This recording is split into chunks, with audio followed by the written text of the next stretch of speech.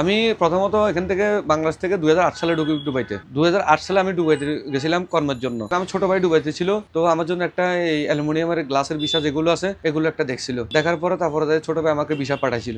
পরিবার ছেড়ে চলে গেছি, কান্নাকাটি সবাই করছে, আমি নিজেও কান্নাকাটি করলাম। যখন আমি ওখানে যে নামলাম তখন দেখতেছি আমার কষ্ট সব চলে গেছে। আবার অনেক সুন্দর দেশটা, দেখার মতন, রাত্র দিন মনে হয় একদম। যখন আমরা দুবাইতে ঢুকি তখন রাত্রে একদম পুরা দিনের মতন। এখান থেকে আপনার মনে করেন যদি আমরা চিন্তা করি বৌদ্ধ মন্দিরের মোড় পর্যন্ত যদি তাকাই, পুরো মানুষ স্পষ্টভাবে দেখা যায়, এরকম সৌন্দর্য দেশটা। প্রথম দিনটা কষ্ট দুঃখ সবই গেছে, কারণ যেহেতু বাংলাদেশ থেকে ছেড়ে চলে আসলাম।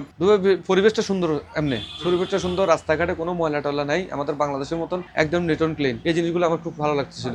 প্রথম বিদেশি হিসেবে তো এখানে মাসির সাথে পরিচয় ছিল, মিশরি। ওখানে ওদের কারখানা যে কাজ করতাম, ও কারখানার কাজের ক্ষেত্রে ওদের সাথে পরিচয় হয়েছে। সব দেশের মানুষের সাথে পরিচয় হয়েছে, যেমন আপনার মিশরি, আরাবিয়ান, তারপরে ইন্ডিয়ান, পাকিস্তানি, বাঙালি তো আছেই। রুটি যেগুলো আছে খবুজ বলে, আর খবুজ আর রুটি গোস্ত দিয়ে খাইছে। ভালো বলতো মোটামুটি, আমরা কখনো খাই নাই, একটু অন্যরকম লাগছে আর। হ্যাঁ, অবশ্যই মনে পড়বে না, কারণ আমাদের দেশের খাবার অনেক, ওদের খাবার অনেক বেশ কম আছে এখানে। ওখানে আমি অ্যালুমিনিয়াম ফ্যাক্টরিতে আমি চাকরি নিয়েছিলাম। ওখানে চাকরি নেওয়ার ক্ষেত্রে আসলে আমি প্রথম গেছি একটু টেনশনে ছিলাম যে কোথায় আনছে মরুভূমির মধ্যে, ওখানে কিভাবে জীবনযাপন করব, আমাদের ফ্যাক্টরি কোথায়, আমাদের কাজ কি দিবে। এখানে লেখা আছে অর্ডিনারি লেবার, এখানে তো অ্যালুমিনিয়াম ফাংশন লেখা নাই, এখন আমরা কি কাজ নিব, ওটা তো চিন্তার বিষয়। তা বলতেছে না, তোমাদেরকে এখানে কোনো লেবারের কাজ দিবে না, তোমাদেরকে অ্যালুমিনিয়াম ফ্যাক্টরিতে নিয়ে যাবে। যাক, এর পরের দিন আমাদেরকে অ্যালুমিনিয়াম ফ্যাক্টরিতে নিয়ে গেল। আমরা এখানে গেলাম, যাওয়ার পরে আমাদেরকে মোটামুটি কাজ দেখা দিয়েছে। দেওয়ার পরে এখন তো আমরা নতুন মানুষ, বাংলাদেশের কাজ আর ওদের সাথে মিল নেই, অনেক কষ্ট হয়েছে কাজগুলো করতে। ওদের ফাংশন গুলো অনেক বড়, ডুবের একটা জানালা দিয়ে বিশেষ করে বাংলাদেশের 4টা জানালা বানানো যায়।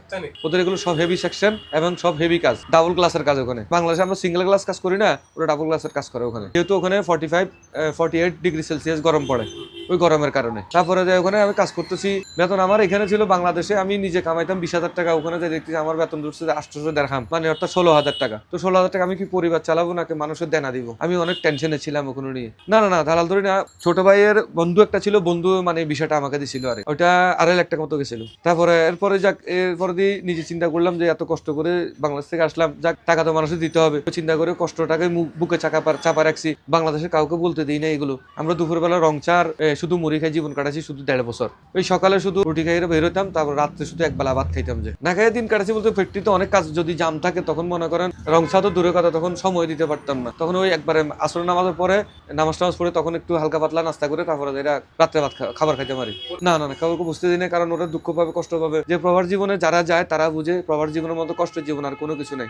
ওখানে মানুষে লেবারি করে, মানুষের ঘাড়ি দই কত কিছু করে, কিন্তু মানুষ এগুলো বাংলাদেশে বুঝে না। আমাকে জিজ্ঞেস করে আজকে খাবার কি খাইছো, আজকে খুব ভালো খাবার খাইছি, আজকে মার্কেট থেকে গোস্ত আনছি, গোস্ত রান্না করলাম, গোস্ত রান্না করে খাচ্ছি, এগুলো বলতাম। কিন্তু আসলে আমরা খাই না, কিন্তু ওদেরকে বুঝতে দিই না আমরা। আমি 1.5 বছর পরে আরেকটা জায়গা সেটেল হয়েছি, সেটেল হওয়ার পরে মোটামুটি ওখানে ভালো পজিশন ছিলাম, ফোরম্যান আন্ডারে ছিলাম। আর ওখানে কাজ আমার আন্ডারে সবাই কাজ করতো, কিন্তু ওখানে আর পাশে ছিল দালাল। ও বলতেছে যে মাসরি আর মিশরি, বলতেছে যে মানে আমার বলতে আমি চোর, আলিবাবা, এই সেই এগুলো বলতো।